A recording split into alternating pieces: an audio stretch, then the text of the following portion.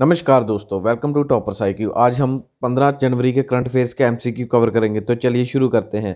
पहला प्रश्न है, अमेजोन जो इंडिया है उन्होंने हाल ही में अनाउंस किया कि वह अब अमेजोन एकेडमी लॉन्च करेंगे in India to help the student preparing for. वह कौन से एग्ज़ाम के लिए पर्टिकुलर इस प्लेटफॉर्म को लॉन्च करेंगे? तो आपके सामने ऑप्शन है यूपीएससी, जेईई, एसएससी, आईबीपीएस और एनटीपीसी। और इसका सही आंसर है जेईई। और अमेजोन का कहना है कि इस जेईई एग्ज़ाम एंट्रेंस एग्ज़ाम के लिए हमारा जो नया इनिशिएटिव जो प्लेटफॉर्म होगा अमेजोन एकेडमी, हम इसे ऑल ओवर इंडिया इसे लॉन्च करेंगे और ये स्टूडेंट्स को इस एंट्रेंस एग्ज़ाम की प्रेपरेशन में काफ़ी मदद करेगा। मगर इससे पहले इसका अमेजोन एकेडमी का एक बेटा वर्जन लॉन्च करेगा जो कि फ्री ऑफ कॉस्ट अवेलेबल होगा। वह वेबसाइट पर भी अवेलेबल होगा और गूगल प्ले स्टोर पर भी। फिर उसके बाद जब इनका ट्रायल ख़त्म होगा, बेटा वर्जन ख़त्म होगा, तो उसके बाद वह एक चार्जेस अप्लाई करेंगे इस एकेडमी पर। नेक्स्ट क्वेश्चन है, इंडिया की कौन सी चौथी स्टेट है जिन्होंने सक्सेसफुली अंडरटेक किया है urban local body ULB reforms stipulated, जिसे डिपार्टमेंट ऑफ एक्सपेंडिचर और मिनिस्ट्री ऑफ फाइनेंस द्वारा लॉन्च किया गया था? तो आपने इसका आंसर देना है। आपके सामने ऑप्शन है सिक्किम, त्रिपुरा, मणिपुर, नागालैंड और मिजोरम। और इसका सही आंसर है मणिपुर, जो कि एक नॉर्थ ईस्टर्न स्टेट है। ये इंडिया की 4th स्टेट बन चुकी है जिन्होंने सक्सेसफुली अंडरटेक किया है urban local bodies ULB reforms. यानी कि इस रिफॉर्म से जो उन स्टेट का एक फाइनेंशियल सेक्टर है, फाइनेंशियल रिसोर्सेज हैं, उनमें काफ़ी बढ़ोतरी देखने को मिली है। और इन्होंने हाल ही में मोबिलाइज किया है एडिशनल फाइनेंशियल रिसोर्सेज जो की वर्थ है 75 करोड़ रुपीज़। इन्होंने बोरो किया है थ्रू ओपन मार्केट बोरोइंग से। तो मणिपुर से पहले जो 3 और स्टेट्स हैं उनका नाम है आंध्र प्रदेश, मध्य प्रदेश और तेलंगाना।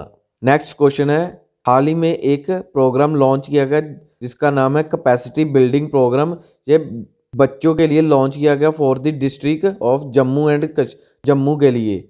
ये मेनली वर्क करेगा चाइल्ड राइट्स पर, child protection juvenile justice act पर। और इसकी इनॉग्रेशन किसने की है? तो आपके सामने ऑप्शन है मोहम्मद अब्बास अंसारी, फरूक खान, कशफ बंधु, मीर जुनेद और कुका पैरे। और इसका सही आंसर है फरूक खान जो कि एडवाइज़र हैं टू लेफ्टिनेंट जनरल।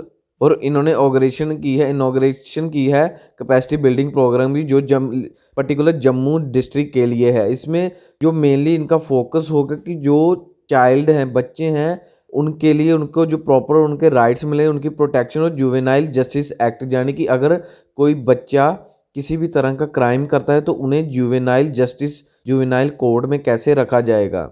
और इस प्रोग्राम को नेशनल डेवलपमेंट फाउंडेशन ने कोलैबोरेशन करके डिस्ट्रिक्ट चाइल्ड प्रोटेक्शन ऑफिस के साथ ऑर्गेनाइज किया है। नेक्स्ट क्वेश्चन है, कौन सी सिटी अब एक्सपोर्ट करेगी quality fabric to multinational companies को?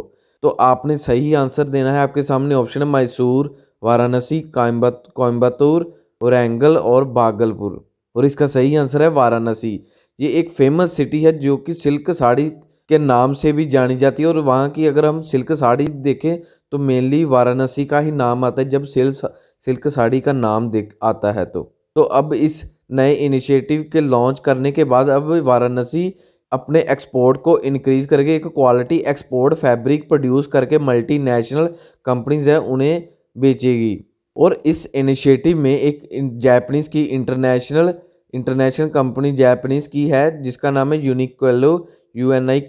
उन्होंने प्लान किया कि वह काफ़ी बल्क में एक रॉ मटेरियल को परचेज करेंगे, वह काशी से करेंगे मेनली।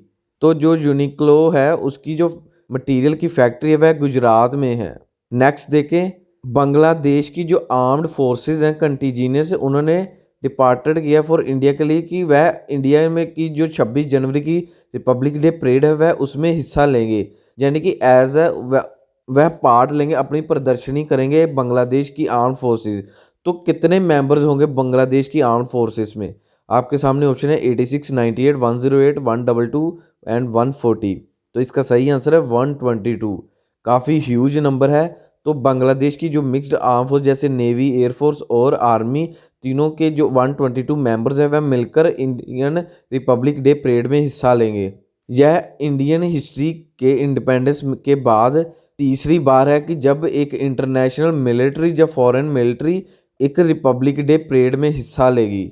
ये मेनली हर बार नहीं होता, ये 2021 में बांग्लादेश को इसलिए ऐड किया गया उनकी फोर्सेस को, क्योंकि ये एक लिबरेशन वार ऑफ जो बांग्लादेश के लिए हुई थी उसको 50 साल हुए हैं इस साल में। तो इसी कारण बांग्लादेश की आर्म फोर्सेस ने इस रिपब्लिक डे परेड में हिस्सा लिया है। नेक्स्ट देखे, हाल ही में 13th एडिशन हुआ है India Vietnam defence security dialogue, जिसमें वियतनाम की तरफ से सर लेफ्टिनेंट जनरल निगुयेन चिन यिन और इंडियन साइड से नहीं और वियतनाम से डिप्टी डिफेंस मिनिस्टर थे। तो इस डायलॉग को इंडिया की साइड से किसने चेयर किया है? तो आपके सामने ऑप्शन है राजनाथ सिंह, डॉक्टर अजय कुमार, नितिन गडकरी, जेपी नड्डा और सुब्रमण्यम जयशंकर। तो इसका सही आंसर डॉक्टर अजय कुमार, जो कि डिफेंस सेक्रेटरी हैं इंडिया के, जिन्होंने इस 13th एडिशन को चेयर किया है, को चेयर किया है, जो वियतनाम डिफेंस सिक्योरिटी डायलॉग है। इस डिफेंस डायलॉग को वर्चुअली होस्ट किया गया है इंडिया की तरफ से, और इसमें दोनों ने अपनी जो बायलेटरल डिफेंस कोऑपरेशन के जो भी इनिशिएटिव या आने वाले समय में वह और भी कई इनिशिएटिव लॉन्च करेंगे, तो उस पर इन दोनों कंट्रीज ने मिलकर अपने रिव्यू शेयर किए हैं एक दूसरे के साथ। नेक्स्ट क्वेश्चन है, जो गवर्नमेंट ऑफ इंडिया ने एक स्कीम लॉन्च की थी for the crop insurance scheme, जिसका नाम है प्रधानमंत्री फसल बीमा योजना, और इसी साल उसने अपने कितने ईयर अपनी सेलिब्रेशन एनिवर्सरी सेलिब्रेट की है, कितने ईयर हो चुके हैं उसे लॉन्च किए को? तो आपके सामने ऑप्शन है 2 साल, 3 साल, 4 साल, 5 साल और 6 साल, और इसका सही आंसर है 5 साल की गवर्नमेंट ऑफ इंडिया ने इस साल प्रधानमंत्री फसल बीमा योजना की 5th एनिवर्सरी सेलिब्रेट की है, और इस स्कीम को 13 जनवरी 2016 को लॉन्च किया गया under the Modi administration. Next question है, हाल ही में इंडियन आर्मी ने डिसाइड किया कि वह वुमेन्स पायलट को इंडक्ट करेंगे इन इट्स एविएशन विंग में, जो कि आर्मी के पास जैसे उनके हेलीकॉप्टर्स होते हैं उनमें वह अब वुमेन्स को भी इंडक्ट करेंगे। तो जो फर्स्ट बैच होगा ट्रेनिंग के लिए वुमेन्स एडमिशन के बाद वह किस मंथ में स्टार्ट होगा? तो आपके सामने ऑप्शन है अप्रैल 2021, मई 2021, जून 2021, जुलाई 2021 और अगस्त 2021, और इसका सही आंसर है 2021 जुलाई। तो इंडियन नेवी ने फाइनली जब इंडियन एयरफोर्स में वुमेन्स की काफ़ी पार्टिसिपेशन देखने के बाद अब डिसाइड किया कि वह वो जो इंडियन आर्मी का एविएशन विंग है वहाँ पर अब वुमेन्स को भी इंडक्ट करेंगे एज ए पायलट। यानी कि अगर अब आने वाले समय में कोई भी इनको ऑपरेशन या कोई स्ट्रिंग ऑपरेशन करने पड़े, कंडक्ट करने में, तो तब वुमेन्स भी एज अ पायलट उसमें हिस्सा लेंगी। मगर अभी हम रिसेंटली जो करंट सिनारियो देखें तो इंडियन आर्मी एविएशन विंग में जो वुमेन्स है वह एयर ट्रैफिक कंट्रोल और ग्राउंड ड्यूटीज़ पर मेनली पार्टिसिपेट करती हैं, यानी कि उन्हें अलाउ मिलता है कि वह ट्रैफिक कंट्रोल करें, एयर ट्रैफिक कंट्रोल और ग्राउंड ड्यूटीज़ में। अगर इंडियन एयरफोर्स की बात करें तो 2018 में पहली वुमेन फ्लाइंग ऑफिसर थी, उनका नाम है अवांची चतुर्वेदी, और उन्होंने हिस्टोरिकली एक फाइटर एयरक्राफ्ट सोलो फ्लाई किया था। तो वह पहली वुमेन बनी थी जिन्होंने फाइटर प्लेन को उड़ान भरी।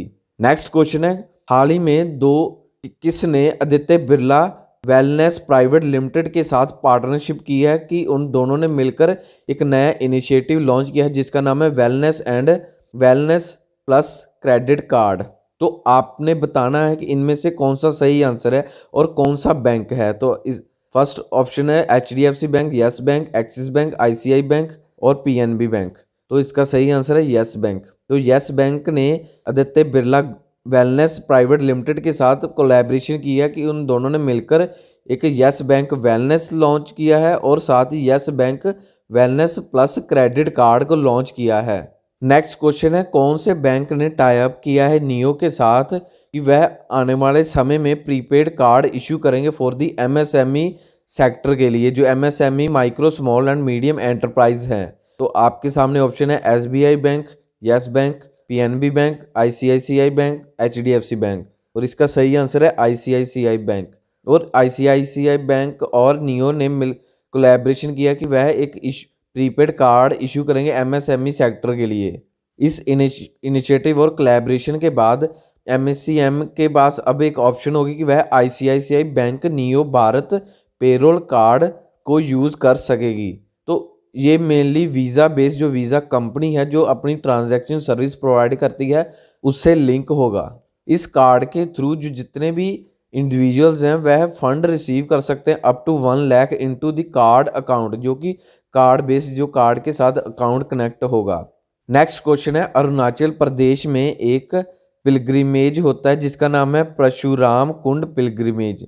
यह कौन सी डिस्ट्रिक्ट में सेलिब्रेट किया जाता है कि on the occasion of Makar Sankranti, जो कि 14 जनवरी को होती है।